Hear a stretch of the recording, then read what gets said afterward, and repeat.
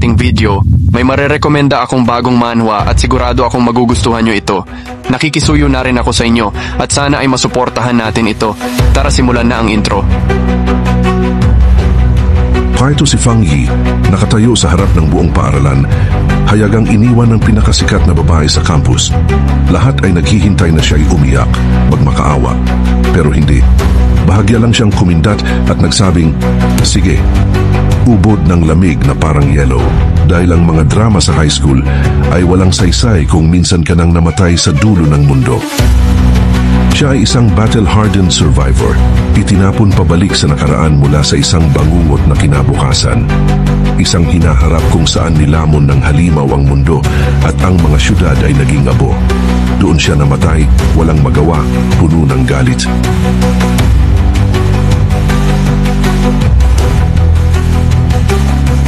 Pero ngayon, bumalik siya isang taon bago magsimula ang impyerno. Ngayon dala niya ang misteryosong system at ang kaalaman sa paparating na apokalipsis.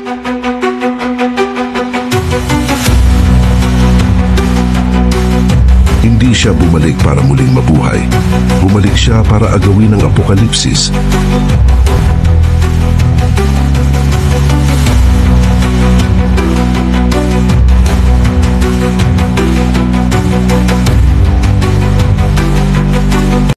Panag niya, tinanong siya ni Jiaolan kung alam ba niya ang Tianbao Building sa Kang City. Naalala ni Fang Yi na yun ang pinakamalaking shopping mall sa lungsod. Kinumpirma ni Jiaolan, ngunit ipinaliwanag na kamakailan lamang ay isinara ito dahil sa isang pagsalakay ng mga halimaw na kumitil ng maraming buhay. Dahilan upang magalit ang mga mamamayan, ibinunyag niyang ang gusali ay literal nang naging isang ghost building. Nakatingala ang napakalaking Tianbao Building na dating pinakasikat na palatandaan ng lungsod at pinakamataong lugar. Ngunit kamakailan, dahil sa madalas na kakaibang pagyanig at mga misteryosong pangyayari, naging lugar ito ng takot, napapalibutan ng umiikot na madilim na pulang lilang enerhiya. Dahil sobrang delikado na ng sitwasyon, napilitan ng Kang City Spiritual Association na tuluyan itong isil. Dumating si Fang Yi sa Kang City upang tumulong sa misyon. Sa meeting point, kumaway siya sa grupong naghihintay sa kanya at ipinakilala ang sarili bilang kumuha ng misyon. Apat ang kasama niya. Naalala niya ang bili ni Jiaolan na huwag munang ibunyag ang tunay niyang pagkakakilanlan o antas ng kapangyarihan, kaya nagpasya siyang maging low profile. Tahimik niyang inobserbahan ang pansamantalang mga kasama niya. Napansin niyang halo-halo ang grupo, pinaghinalaan niyang 2 miyembro ang mula sa militar dahil sa kanilang kasuotan. Ang dalawa naman, isang seryosong lalaking may kulay abong buhok at isang babaeng maiksi at kulay ubi na buhok, ay nagpakilalang galing sa Kang City Spiritual Association. Sinabi nilang nakausap na sila ni Officer Jiaolan at magkakatrabaho sila rito. Sumakay sila sa isang armored vehicle at bumiyahe sa gitna ng malakas na bagyo papunta sa nakasil na gusali. Sa loob ng sasakyan ay tensyonado ang lahat, ang lalaking kayumanggi ang buhok ang nagmamaneho, at ang babaeng blonde sa unahan ay halatang kinakabahan. Siya ang bumasag sa katahimikan, na nagsabing dahil hindi nila alam ang lakas ng isa't isa, mas mabuti nang magtulungan sila pagpasok sa danger zone. Sa likod ay mas lalong naiilang ang lahat. Nakaupo si Fang Yi sa tabi ng seryosong lalaki at ng babaeng maiksi ang buhok, na parehong nakahalukip-kip at tahimik. Nakapatong ang baba ni Fang Yi sa kanyang kamay, iniisip na magulo ang team at mababa ang kalidad ng mga miyembro ng association sa Kang City. Tinitigan siya ng seryosong lalaki, yumuko at bumulong sa babaeng maiksi ang buhok. Tinatanong kung ito bang batang ito talaga ang malakas na eksperto na ipinangako ni Jiaolan. Nagdududa siya dahil parang payat na estudyante lang si Fang Yi at wala itong suot na opisyal na device, lubos ding nakatago ang kapangyarihan nito.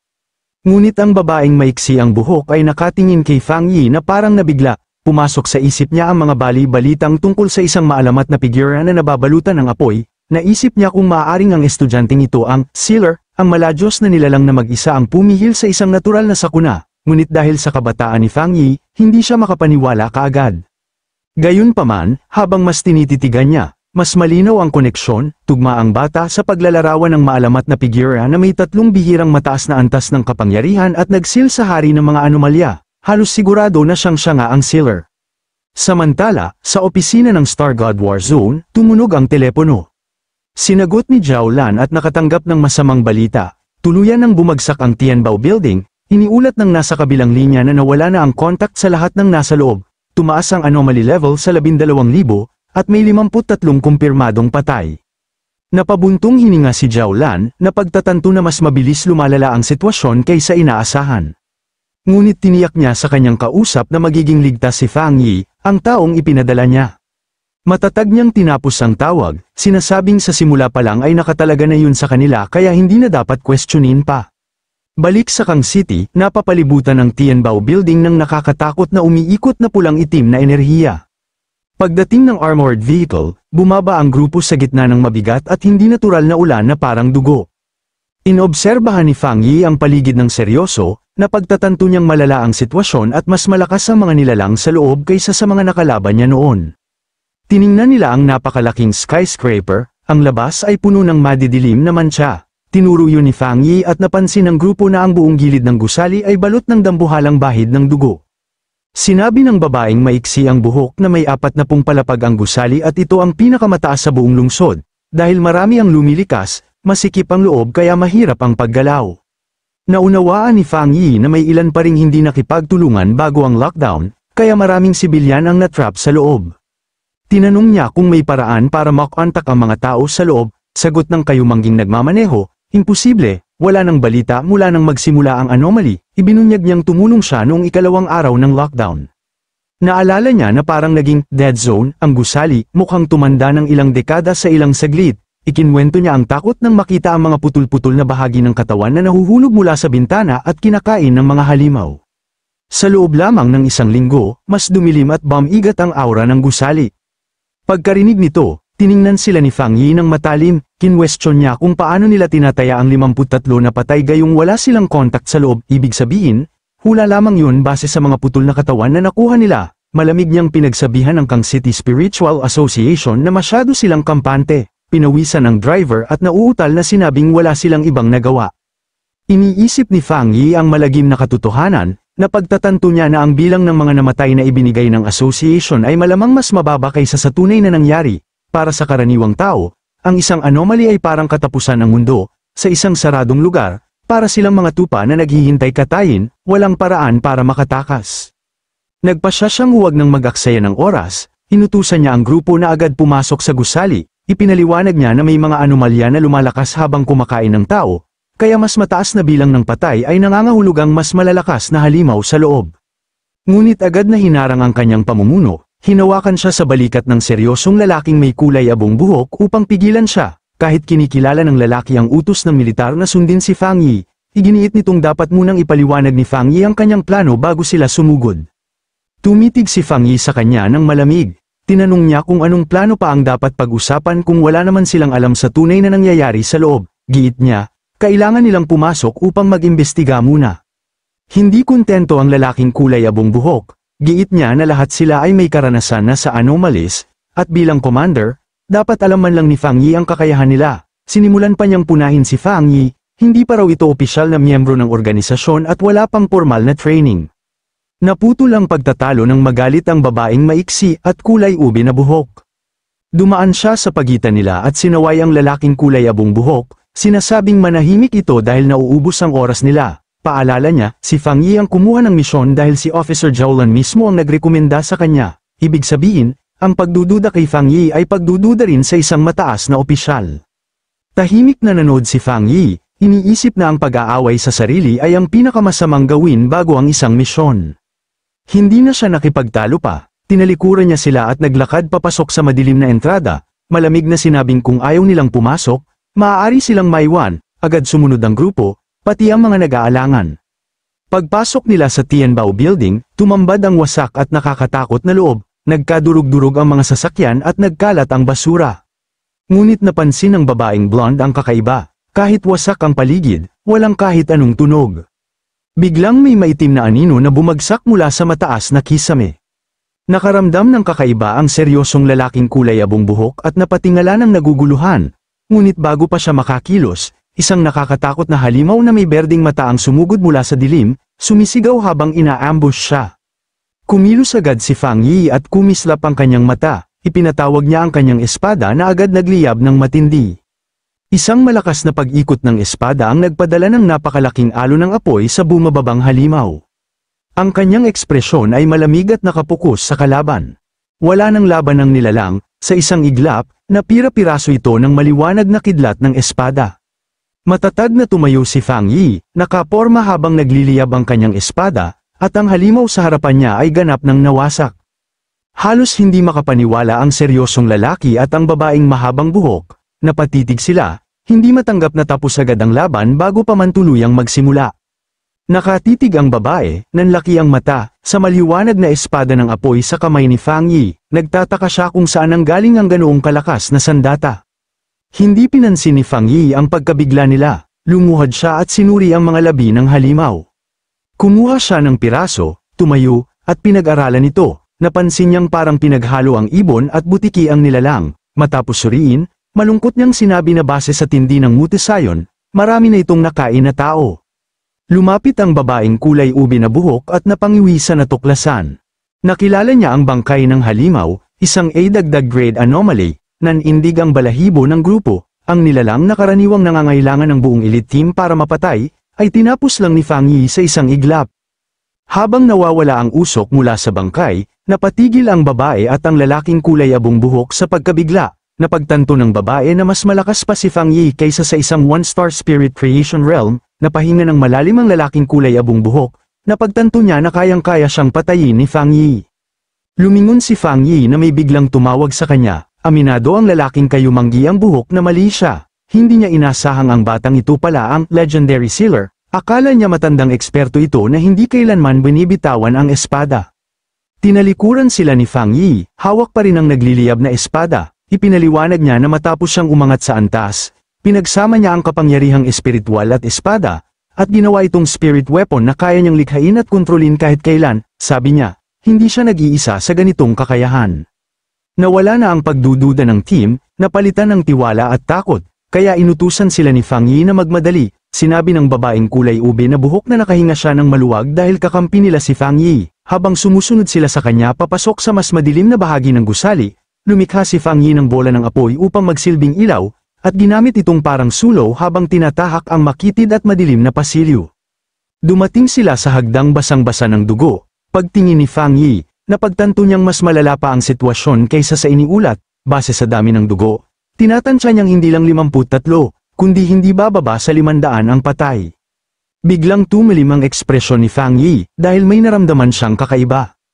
Pumasok ang grupo sa supermarket area, ang lalaking kayumanggi ang buhok at ang babaeng may kulay ube na buhok ay kabadong nagmamasid sa paligid, napansin nila na bagamat puno ng dugo at basura ang sahig, wala man lang bangkay, nagtataka ang babae kung baka nilamon ng mga halimaw ang mga biktima ng buong buo, hanggang walang matira.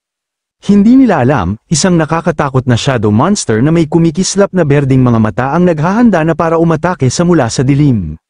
Nararamdaman ni Fang Yi ang panganib kaya sumigaw siyang bantayan nila ang kanilang likuran. Napalingon ng babaeng kulay ube na buhok at napasigaw sa takot nang makita ang halimaw na tumatalon papunta sa kanila.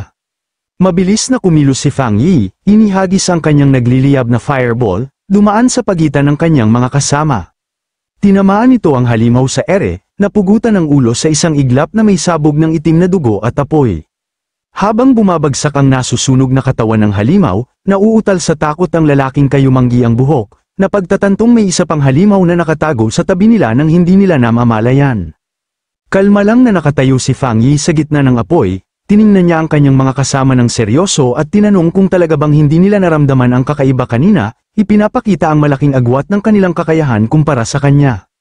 Tumingin si Fang Yi sa kanyang nagliliyab na kamay at pinag-aralan ang sitwasyon, sinabi niya sa lalaking kulay abong buhok na bagamat malalakas ang dalawang halimaw na kanilang napatay, hindi sapat ang mga ito para makulong at kumitil sa buong rescue team na nauna sa kanila. Bigla siyang may naintindihan, posible na ang lugar na kinaroroonan nila ay hindi ang totoong Tianbao Building. Nagtaka ang buong grupo habang nakatayo sila sa madilim at maraming dugo sa hallway sa sinabi niya. Tinanong ng lalaking kulay abong buhok at ng babaeng blonde kung ano ang ibig niyang sabihin.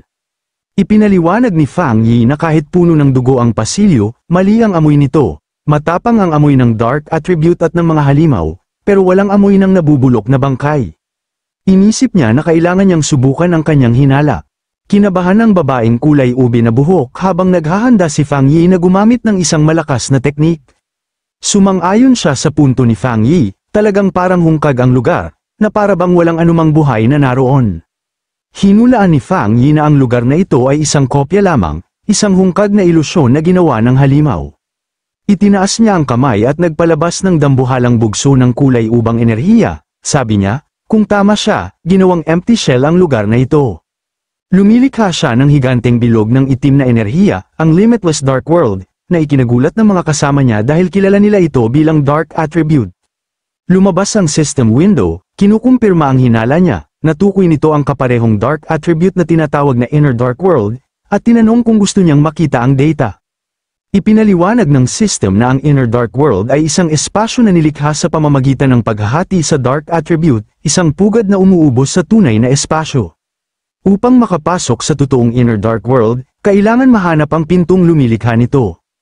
Ngayong malinaw na kay Fang Yi ang sagot, sinabi niya sa team na para makapasok sa totoong Tianbao Building, kailangan nilang hanapin ang pintong yun. Ganito rin ang nangyari sa mga nagtatangkang tumakas, hinanap nila ang maling pintuan.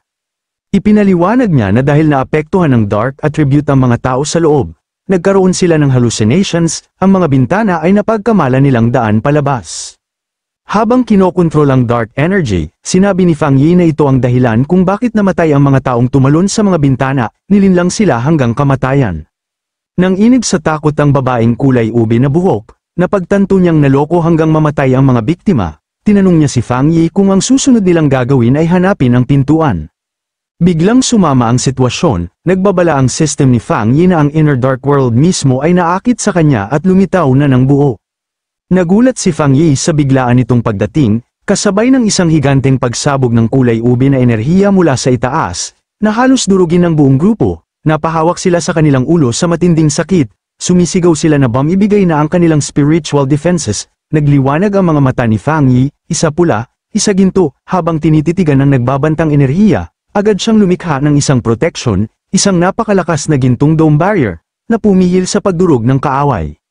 Sa loob ng harang, napahinga ang dalawang kasama, tuwang-tuwa at nanginginig sa pagkaligtas. Napagtanto nilang habang sila ay halos himatayin, si Fang Yi ay hindi man lang nasaktan. Umamin sila sa sarili nilang muntik na silang mapatay ng dark energy kahit hindi pa tumatama sa kanila. Kung wala si Fang Yi, patay na sila. Biglang tumutok ang atensyon ni Fang Yi sa isang tila walang laman na bahagi ng hangin, nagliyab ang kanyang kamay, at buong tapang niyang inanunsyo na natagpuan na niya ito. Ginamit niya ang teknik na Fire Dragon at agad niya itong pinakawalan.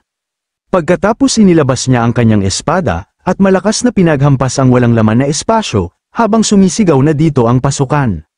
Sa lakas ng atake, nabasag ang mismong espasyo na parang salamin sa kanilang harapan. Napatitig ang lalaking kulay abong buhok at ang babaeng kulay ube na buhok, hindi makapaniwalang nabibitak ang mismong pasilyo sa harap nila.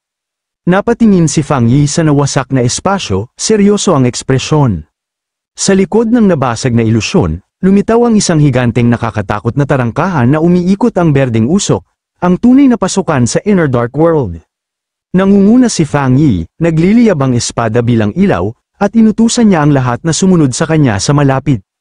Habang lumalalim sila sa totoong gusali, pinanatili ni Fang Yi ang gintong barrier upang maprotektahan sila mula sa mga dark attribute na sumasalubong sa kanila. Biglang may naamoy ang babaeng blonde na isang masangsang na amoy. Biglang tumigil si Fang Yi, at nakatitig siya sa madilim na unahan, at sinabi niyang iyon ay amoy ng mga bangkay at dugo ng kanilang mga kasamahan. Sa wakas, natagpuan nila ang nakakatakot na tanawin, nakahandusay ang mga bangkay ng mga nawalang pioneers sa sahig. Kumpirmadong sila ay nakulong at pinatay sa madilim na espasyong ito. Pagkapasok ng grupo, bigla silang in-ambush ng isang kawan ng may itim na nilalang na parang mga paniki, bumabagsak mula sa kisame at pinalilibutan sila. Paglingon nila pataas, nakita nila ang nakakakilabot na pag-ikot ng mga halimaw na bumabalot sa kanila. Biglang mula sa kawan, isang napakalaking A+ grade na halimaw, may nagliliwanag na pulang mga mata, ang mabilis na sumugod pababa para atakihin sila. Nagulat ang lalaking may abong buhok at ang kasamahan mula sa asosasyon na Kayumanggi ang Buhok, na sumisigaw na nababahala na agad silang nakatagpo ng isa na namang mataas na antas na madilim na halimaw. Kumilos agad si Fang Yi, tinawag ang kanyang nagliliyab na sibat na apoy, at buong lakas itong inihagis ito patungo sa halimaw na agad na tumama, habang tumagos ang sibat diretso sa dibdib. Gamit ang kombinasyon ng espada at sibat na apoy, isa-isa na tinapos ni Fang Yi ang mga halimaw. Hinawakan niya ang espada ng mahigpit, at sunod-sunod na mabilis na mga pag-atake ang pinakawalan niya, isang unos ng apoy laban sa kawan at sa malaking halimaw. Matapos ang kanyang huling hampas at paglapag, sumabog ang isang dambuhalang liwanag ng banal na apoy na tumupok sa mga halimaw sa paligid. Napa-atres ang dalagang blonde at ang babaeng may lilang buhok, tinatakpan ng kanilang mukha mula sa matinding init, nagulat na natutunaw agad ang mga madidilim na halimaw kapag dumikit sa apoy ni Fang Yi, napagtanto nilang mula nang magsimula ang misyon, wala pa silang nagagawa dahil inuubos na ni Fang Yi ang lahat. Lumakad si Fang Yi sa gitna ng pagkawasak, ang espada niya ay kumikislap na parang nagbabagang lava. Ibinababa niya ang espada sa sahig kung saan nakahandusay ang mga bangkay ng mga naunang biktima, at ginamit ang apoy para sunugin ang mga inosente, isang maayos na pagpaparangal sa kanila. Habang nakamasid, napabulalas ang kasapi ng asosasyon na kayumanggi ang buhok at ang dalagang blonde, sinasabing talagang karapat-dapat si Fang Yi sa kanyang bansag bilang sealer. Pagharap ni Fang Yi sa grupo, mabilis siyang nagbigay ng utos, dahil nakapasok na sila sa gusali, kailangan nilang tumulong, inutusan niya silang halugugin ang unang palapag para sa mga posibleng nakaligtas, habang siya naman ang aakyat para tapusin ang mga natitirang halimaw. Tumayo ang buong koponan, kasama ang lalaking may abong buhok at ang babaeng may lilang buhok, handa nang sundin siya, ang dati nilang pagdududa ay napalitan na ng paggalang. Patuloy na nililinis ni Fang Yi ang gusali palapag-papalapag. Sa ika-10 palapag, nakipaglaban siya sa swarm ng mga lumilipad na nilalang, umiindayog ang kanyang nagliliyab na espada para mapalayong sila. Sinuri niya ang mga kalaban at napagtantong umabot na ang antas nila sa isang bituin ng Spirit Creation Realm, ngunit madali pa rin niya itong nahahati, dahil hindi naman nagbago ang pinanggagalingan ng lakas nila. Pag-akyat nila sa escalator patungo sa ika-15 palapag, nag-iiwan ang espada niya ng bakas ng apoy.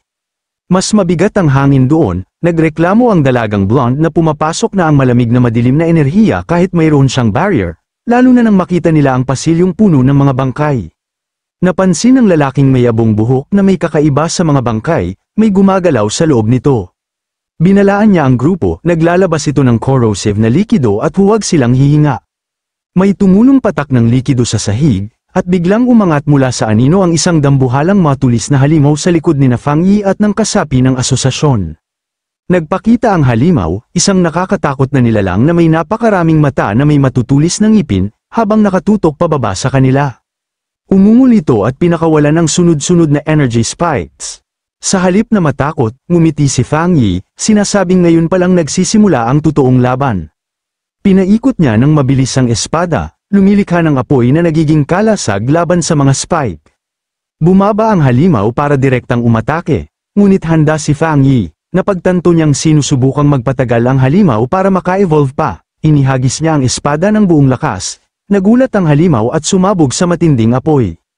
Inabot ni Fang Yi ang kamay at malamig na sinabi sa natatalong halimaw na masyado niya itong inasahan, akala niya ay aabot man lang ito sa antas na 3 star spirit creation. Nag-alerto ang lalaking may abong buhok nang may marinig siyang kaluskos, tinanong ni Fang Yi kung sino ang nandoon. Nang silipin nila, nakita nila ang isang binatang nakatago sa likod ng pinto, nanginginig sa takot, at nauutal na tinatanong kung sila ba ang mga tagapagpauna na ipinadala para tumulong, natuklasan nilang may 5 pang buhay sa loob ng tila lihim na storage room ng isang luxury brand, nagsisiksikan ang mga nakaligtas, kitang-kita ang takot.